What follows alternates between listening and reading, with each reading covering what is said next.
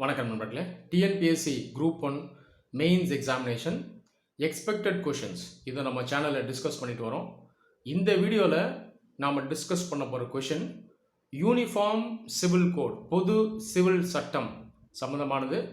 Uniform civil code இந்த கேள்வி பார்த்தீங்கன்னா இந்தியன் கான்ஸ்டியூஷன் இதுலேருந்து டைரெக்டாக வரலாம். டிபிஎஸ்பி இது கீழே வர வாய்ப்பு இருக்குது. அது இல்லாமல் problem of minorities in India இது சம்மந்தமாகவும் வரக்கூடிய வாய்ப்பு இருக்குது. அப்படி இல்லைன்னா மற்ற கேள்விகளில் நீங்கள் இதை இன்டைரக்டாக அப்ளை பண்ணி எழுதுகிற மாதிரியும் இருக்கும். அதனால் யூனிஃபார்ம் சிவில் கோடை நல்லா ஒரு வாட்டி பார்த்துட்டு போயிடுங்க. சரி, இப்போ நான் ரீட் பண்ணுறேன் கேள்வியை. Bring out the significance of uniform civil code. Do you think uniform civil code is desirable at this stage in India? 150 words. இதற்கான அர்த்தம் நம்ம பார்க்கலாம். பிரிங் அவுட் த சிக்னிஃபிகன்ஸ்னா யூனிஃபார்ம் சிவில் சட்டத்தினுடைய, பொது சிவில் சட்டத்தினுடைய முக்கியத்துவத்தை எழுதுங்கன்னு அர்த்தம், சொல்லுங்கன்னு அர்த்தம்.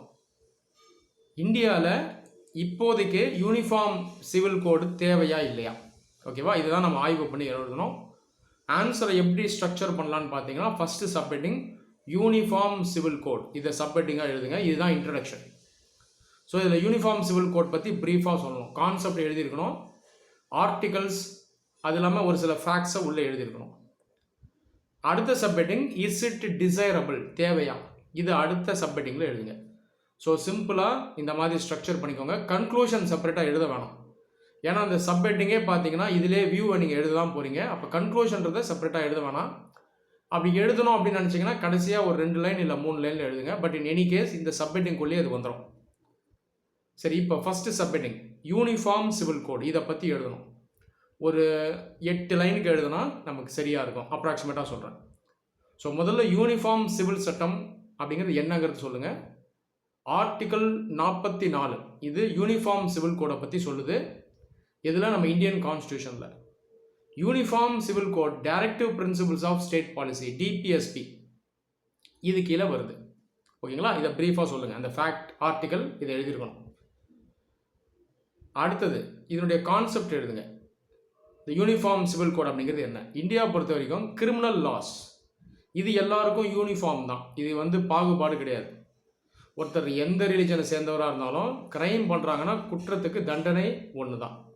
ஆனால் சிவில் சட்டம் அப்படின்னு வரும்பொழுது இதில் வேரியேஷன் இருக்கும். அதுலேயும் பர்சனல் லாஸ் இதில் பார்த்தீங்கன்னா அந்தந்த மதத்துக்கு அந்த பர்சனல் லாஸ் வேரி ஆகுது. ஓகேங்களா, இன்னைக்கு தேதியில் இந்தியாவில் இந்த மாதிரியான ஒரு நிலை தான் இருக்குது. ஆனால் இந்த பர்சனல் லாஸ் இருக்கு இல்லையா, இந்த சிவில் சட்டம் சார்ந்தது, இந்த பர்சனல் லாஸையும் யூனிஃபார்மாக கோடிஃபை பண்ணணும், எல்லா மதத்துக்கும் ஒரே மாதிரி இருக்க மாதிரி அப்படின்னு சொல்லக்கூடிய அந்த கான்செப்ட் தான் யூனிஃபார்ம் சிவில் கோட். அதனால் நம்ம கான்ஸ்டியூஷனை டிராஃப்ட் பண்ணும்போது இந்தியாவில் ஒரு யூனிஃபார்ம் சிவில் கோட் எடுத்துகிட்டு வருது நல்லது அப்படின்னு உணரப்பட்டது. இந்த காரணத்தினால்தான் இந்த டிபிஎஸ்பிக்குள்ளே அந்த ஆர்டிகல் 44 அப்படின்றது இருக்குது. ஸோ இந்த யூனிஃபார்ம் சிவில் சட்டத்தை எடுத்துகிட்டு வந்துட்டிங்கன்னா இந்தியாவில் ரூல் ஆஃப் லா இதை நம்ம யூனிஃபார்மாக எஸ்டாப்ளிஷ் பண்ணிடலாம்.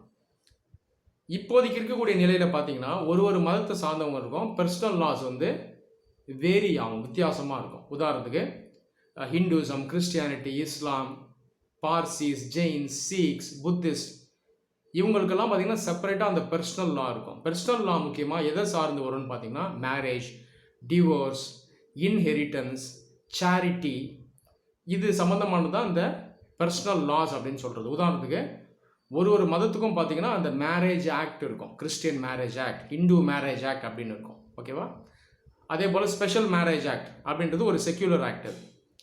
ஸோ இது எல்லாத்தையும் ஒன்றா கோடிஃபை பண்ணி பர்சனல் லாஸ்க்கும் சேர்ந்து ஒரே சட்டத்தை கொண்டு வரணும் அப்படின்னு சொல்கிற கான்செப்ட் தான் யூனிஃபார்ம் சிவில் கோட். இதை நீங்கள் உள்ளே எழுதிருக்கணும், உங்கள் ஓன் வேர்ட்ஸில் எழுதுங்க. பாயிண்ட்ஸ் எல்லாம் நான் சொல்லிட்டேன். ஓகேங்களா, overall to establish uniformity and to establish rule of law in India, எல்லாத்துக்கும் மேலே செக்யுலரிசமை எஸ்டாப்ளிஷ் பண்ணணும். அடுத்த subheading is it desirable at this stage. இப்போ இருக்க நிலையில் யூனிஃபார்ம் சிவில் கோட் இந்தியாவுக்கு தேவையா? இதில் நீங்கள் எக்ஸ்பர்ட் ஒப்பீனியன் எழுதுறேன்னு சொல்லி ஜட்ஜ்மெண்ட்லாம் எழுதக்கூடாது. யூனிஃபார்ம் சிவில் கோட் வேணாம்னு சொல்லக்கூடாது, உடனடியாக வேணும்னு சொல்லக்கூடாது. நீங்கள் நியூட்ரலாக பேலன்ஸ்டாக ஒரு சிவில் சர்வெண்ட் எப்படி யோசிப்பாங்களோ அந்த மாதிரி எழுதணும். ஓகேங்களா, இதில் நம்ம கவனிச்சோம்னா இந்தியா வந்து ஒரு செக்யூலர் ஸ்டேட். செக்யூலர்னா என்னது? ஸ்டேட் தனி, ரிலீஜன் தனி. ஸ்டேட்டுங்கிறது அரசு. ஸோ ரிலீஜன்றது ஒரு பர்சனல் அஃபேர். ஸோ இதுதான் செக்யூலரிசம் அப்படிங்கிறது. ஆனால் ஒரு மதத்தை நம்ம எடுத்துக்கிட்டால் அந்த மதத்துக்குள்ள ரிலீஜியஸ் அஃபேர்ஸ் இருக்கும். அந்த ஃபெய்த், அந்த வர்ஷிப், ரிச்சுவல்ஸ், கஸ்டம்ஸ், கல்ச்சர், இதெல்லாம் ரிலீஜன் சார்ந்தது. ஒரு மதத்துக்குள்ளேயே இருக்கும். நான் சொல்கிறது புரியுதா? கிறிஸ்டியானிட்டிக்கு ஒன்று இருக்கும், இஸ்லாமுக்கு ஒன்று இருக்கும், இந்துசம் ஒன்று இருக்கும், புத்திசம்க்கு ஒன்று இருக்கும். ஓகேவா? ஆனால் அந்த மதத்துக்குள்ளேயே நிறைய செக்யூலர் ஆஸ்பெக்ட்ஸும் இருக்குது. சொல்கிறது புரியுதா? மதம் சாராத சில விஷயங்கள் உள்ளே இருக்கும். ஓகேங்களா? உதாரணத்துக்கு இன்ஹெரிட்டன்ஸ், மேரேஜ், டிவர்ஸ், இதெல்லாம் செக்யூலரான விஷயங்கள். ஓகேவா? இதெல்லாம் ஒரு மனிதனுடைய வாழ்க்கையை பாதிக்கக்கூடிய, தாக்கம் செலுத்தக்கூடிய விஷயங்கள். அப்போது இந்த மாதிரி சப்ஜெக்ட்ஸை வந்து நாம் வந்து கவனம் செலுத்த வேண்டிய ஒரு அவசியம் இருக்குது. காரணம் என்னென்னா, இந்த செக்யூலர் ஆஸ்பெக்ட்ஸ் எல்லாம் நம்ம கவனம் செலுத்தினா தான் சோஷியல் ஈக்குவாலிட்டி வரும், ஜெண்டர் ஜஸ்டிஸ் வரும். ஆனால் இன்றைக்கி தேதியில் நம்ம கவனிச்சோம்னா இந்த மதங்களுக்குள்ளேயே ஒரு சில விஷயத்தில் கல்ச்சர் அப்படின்ற பேரில் இந்த ஈக்குவாலிட்டி இல்லாமல் இருக்குது. இது வந்து நிறைய மதங்களில் இருக்குது. ஓகேவா? ஸோ இதுக்கெல்லாம் நீங்கள் வந்து எக்ஸாம்பிள்ஸை நீங்கள் எழுதலாம். எக்ஸாம்பிள் எழுதும் போது ஏதோ ஒரே மதத்தை மட்டும் சொல்லாதீங்க, நிறைய மதங்களை சொல்லுங்கள். ஓகேங்களா? உதாரணத்துக்கு ரீசெண்டாக ட்ரிபிள் தலாக் இஸ்லாமில் இருந்த ஒரு சிஸ்டம், இது வந்து அன்கான்ஸ்டியூஷனல் அப்படின்னு சொல்லி சுப்ரீம் கோர்ட்டே சொல்லிச்சு. காரணம் என்னென்னா, இந்த ட்ரிபிள் தலாக் மூலமாக பெண்களுக்கு பாதிப்பு அதிகமாக இருக்குது. ஓகேவா? அப்போ ரிலீஜனில் இது சொல்லப்பட்டாலும் இதில் ஒரு செக்யூலர் ஆஸ்பெக்ட் இருக்குது. ஸோ இது வந்து விமனுக்கு அகெயின்ஸ்டாக செயல்படக்கூடிய நிகழ்வுகளும் நடந்திருக்கு. இந்த காரணத்தினால இது அன்கான்ஸ்டியூஷனல் அப்படின்னு சுப்ரீம் கோர்ட்டே அறிவிச்சது. அதே போல் மற்ற மதங்கள்லையும் பார்த்தீங்கன்னா ஒரு சில முரண்பாடுகள், அன்யூனிஃபார்மிட்டி இருக்குது. உதாரணத்துக்கு கிறிஸ்டியானிட்டி எடுத்துட்டிங்கன்னா டிவோர்ஸ் அப்படின்னு வரும்போது அந்த வெயிட் பண்ணக்கூடிய அந்த அவகாசம் வந்து அதிகமாக இருக்குது மற்ற மதங்களை கம்பேர் பண்ணும்போது. அதே போல் ஹிந்துவிசம் எடுத்துட்டிங்கன்னா இந்த ஹிந்து அன்டிவைடட் ஃபேமிலி அப்படின்ற கான்செப்ட் இருக்குது. இதில் வந்து இன்ஹெரிட்டன்ஸ் நம்ம பார்த்தோம்னா இதில் வேரியேஷன் இருக்குது. ஓகேவா? ஸோ அது மாதிரி 2-3 எக்ஸாம்பிள் தாங்க, ஒரே ஒரு மதத்தை மட்டும் சுட்டி காட்டாதீங்க. அது இல்லாமல் மெயினாக விமன் சம்மந்தமாக எழுதுங்க. உதாரணத்துக்கு விமன் வந்து நிறைய இடங்களில் பாதிக்கப்படுறாங்க. இன்ஹெரிட்டன்ஸ், மேரேஜ், டிவோர்ஸ் அப்படின்னு வரும்போது மென்னை கம்பேர் பண்ணும்போது விமன் அல்டிமேட்டாக அஃபெக்ட் ஆகிறாங்க. அப்போ இந்த இடத்துல இந்த செக்யூலர் ஆஸ்பெக்ட்ஸ் எல்லாம் நம்ம ஃபோக்கஸ் பண்ண வேண்டிய தேவை இருக்குது.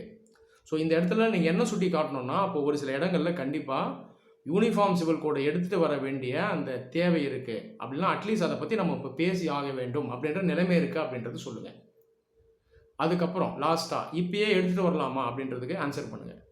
அதனால் நம்ம மேற்கண்டவாறு தேவை இருக்குது, கண்டிப்பாக டிசைரபிள் தான் அப்படின்றது சொல்லுங்கள். ஆனால் உடனடியாக தேவையா அப்படின்றத நம்ம யோசிக்கிறோம் அப்படின்னு சொல்லுங்கள். நீங்கள் என்ன சொல்லணும்னா டிசைரபிள் தான், ஆனால் அதை உடனடியாக த்ரஸ்ட் பண்ணக்கூடாது, ஃபோர்ஸ் பண்ணக்கூடாது. வாலண்ட்ரியாக கன்சென்சஸ் மூலமாக, டிஸ்கஷன் மூலமாக எடுத்துகிட்டு வந்தால் பெட்டராக இருக்கும் அப்படின்றது நீங்கள் சொல்லணும். த்ரஸ்ட்டு பண்ணிட்டோம் அப்படின்னா மைனாரிட்டிஸ் மெயினாக பயப்படுவாங்க.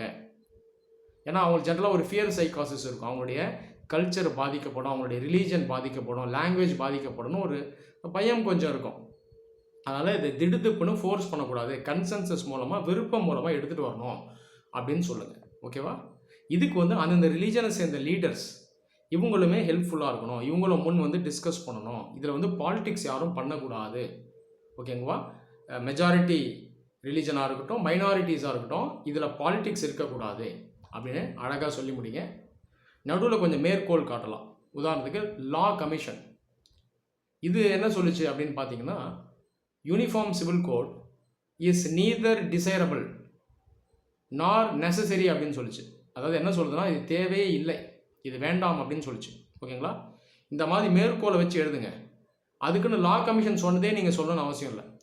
ஸோ நீங்கள் இந்த மேற்கோளை ஏன் காட்டுறீங்கன்னா, ஃபார் அண்ட் அகெயின்ஸ்ட் ரெண்டு சைட்லேயும் வந்து ஆர்குமெண்ட்ஸ் இருக்குது இந்தியாவில். ஆனால் நம்ம சரியான முடிவை எடுக்க வேண்டும் அப்படின்றத சொல்லணும். ஸோ மேற்கோள் எழுதலாம், ஆனால் நீங்கள் வந்து அசர்ட்டிவாக ஒரு ஸ்டாண்ட் எடுக்காதீங்க, ரியாக்ஷனரியாக ஸ்டாண்ட் எடுக்காதீங்க.